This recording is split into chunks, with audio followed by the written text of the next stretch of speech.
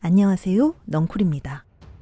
아무리 난공불락의 성이라도 시간은 공격자의 편이다. 로도스 공방전을 앞두고 초빙된 최고의 성벽 기술자 마르티넨고는 이렇게 말했습니다. 투르크군의 전술은 늘 같았습니다. 대포 그리고 끝없는 인원 투입. 콘스탄티노플 공방전 끝에 비잔틴 제국이 멸망한 1453년 서유럽에서는 백년전쟁이 끝났습니다. 백년전쟁이 가진 가장 중요한 의미는 봉건 영주제가 막을 내렸고 국가 개념이 확립됐다는 점입니다. 봉건 영주제의 상징이었던 기사, 그런 기사만이 입단 가능했던 십자군 9호 기사단, 로도스 섬에 남은 9호 기사단의 후예들은 그렇게 지나간 시대의 마지막 유물들이었습니다.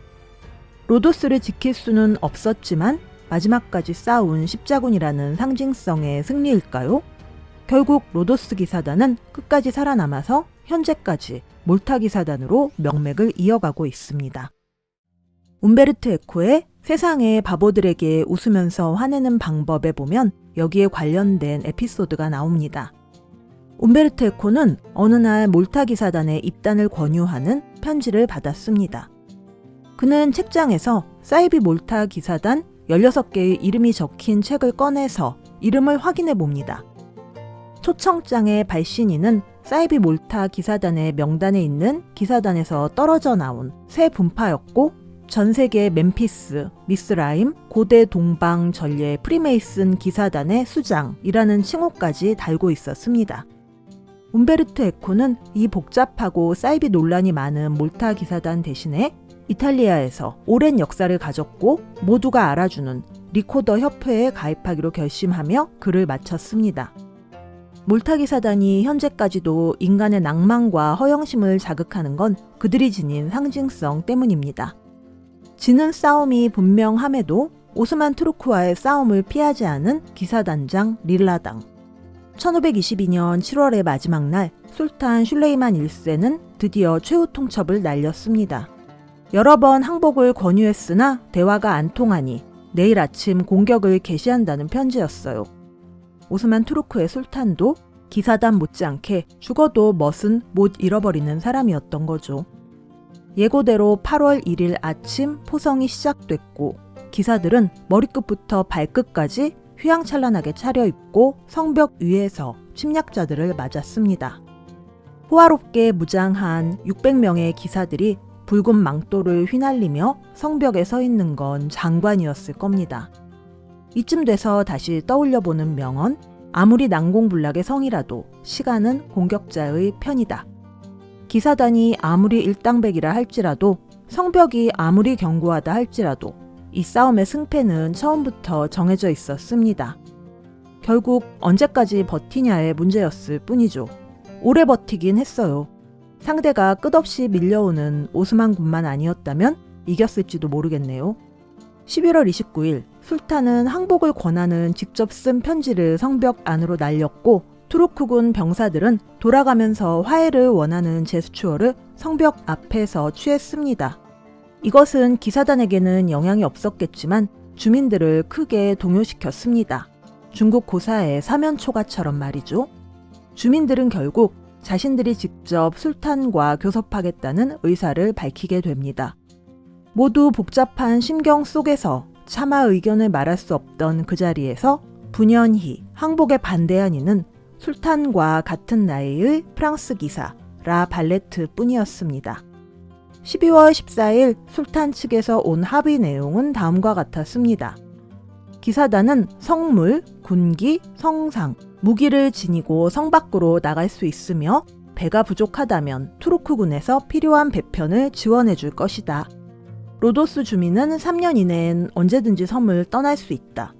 로도스 주민이 잔류할 시에는 5년간 조세 의무를 면해주며 종교의 자유를 인정한다. 로도스 주민의 자녀는 예니체리 예비병으로 징집하지 않겠다. 기사단만 있다면 몰라도 일반인이 이 정도 조건에 어떻게 항복을 안 하겠어요? 감사했을 뿐이죠. 결국 1522년 한여름에 시작된 로도스 공방전은 해를 아슬아슬하게 넘기지 않고 끝났습니다. 슐레이만은 기사단장 릴라당에게 위로를 전했습니다. 나는 이겼지만 당신들처럼 용감하고 의로운 이들을 거처에서 몰아내야 한다는 건 참 슬픈 일이오. 1년간 수많은 이들이 섬을 떠났고 슐레이만은 끝까지 약속을 지켰습니다. 나중엔 릴라당마저도 그의 호의에 존경심을 표했을 정도니까요. 로도스 기사단은 우선 크레타 섬에 머물면서 다시 로도스를 탈환하려고 백방으로 노력했습니다. 그러나 기사단의 요청에 응답하는 기독교 세력은 없었습니다. 거기다가 오스만과 우호 관계가 있는 베네치아령 크레타에서는 오래 있을 수 없어서 시칠리아로 옮겨갔고 거기서도 눈치를 보다가 이탈리아 도시를 여기저기 떠돌게 됩니다. 중세의 유물인 기사단과 달리 이미 유럽의 판도는 너무 많이 달라져 있었거든요. 군기를 꽂을 영토를 원했던 이들에게 신성 로마 제국의 황제이자 에스파냐의 왕인 카르 5세가 응답했습니다. 지중해의 작은 섬 몰타를 영지로 주며 해마다 매 한 마리를 바치도록 했습니다. 몰타의 매라는 탐정소설의 제목은 여기서 나온 것이겠죠? 1530년 난민 생활 8년 만에 기사단은 몰타에 새 둥지를 꾸렸고 4년 후 기사단장 릴라당은 사망했습니다. 이제 로도스 기사단에서 몰타 기사단으로 다시 태어난 구호 기사단. 그들에게 주어진 몰타 섬은 로도스와 비교하면 형편없는 곳이었지만 기사들은 이곳을 철벽 요새로 다시 태어나게 했습니다. 1565년 요새는 완성됐고 기사단장 라 발레트는 어느덧 70세가 넘었습니다. 슐레이만 1세의 군대가 몰타로 쳐들어왔습니다. 43년 만에 재대결이었지만 술탄은 오지 않았습니다. 그러나 로도스 공방전 때 지휘관이었다가 좌천됐던 무스타파 파샤가 선봉에 서 있었습니다. 43년 동안 많은 것이 달라져 있었지만 오스만의 공격 패턴만은 그대로였습니다. 몰타와 로도스의 결정적인 차이는 몰타가 바로 에스파냐의 영토인 시칠리아의 바로 옆이라는 점이었어요. 카르 5세의 아들 펠리페 2세는 바로 몰타에 지원군을 파병할 수밖에 없었습니다. 그리고 로도스 공방전 때와 달리 성벽 안에는 민간인이 없었습니다. 순수하게 정신력으로 붙는다면 누가 기사단을 이길 수 있겠어요? 라발레트는 싸우다 죽거나 기사단의 본거지를 지키거나 두 가지만 택할 각오였습니다. 몰타 공방전도 로도스 공방전 못지않게 치열했지만 결국 투르크군이 철수하면서 넉 달 만에 막을 내렸습니다. 중세의 기사들은 오스만으로부터 지중해를 지켜냈고 결국은 서유럽을 방어한 것입니다. 투르크군은 전력의 3분의 1을 잃은 대패였지만 술탄은 지휘관에게 벌을 내리지도 않았습니다. 나이가 들고 여유가 생겨서 몰타 따위야 하는 마음이었던 걸까요? 1년 후엔 슐레이만 대제도 죽었습니다. 라발레트는 몰타 공방전을 성공적으로 치룬 후에 성벽을 보강하다가 3년 후에 죽었습니다. 그가 마지막까지 손봤던 지역은 발레타라는 이름으로 오늘날까지 몰타 공화국의 수도입니다. 1798년 몰타 기사단은 나폴레옹에 의해 섬에서 쫓겨나게 됩니다. 프랑스 함대가 쳐들어오자 몰타 기사단의 후예들은 순순히 항복했고 나폴레옹은 이렇게 말했습니다.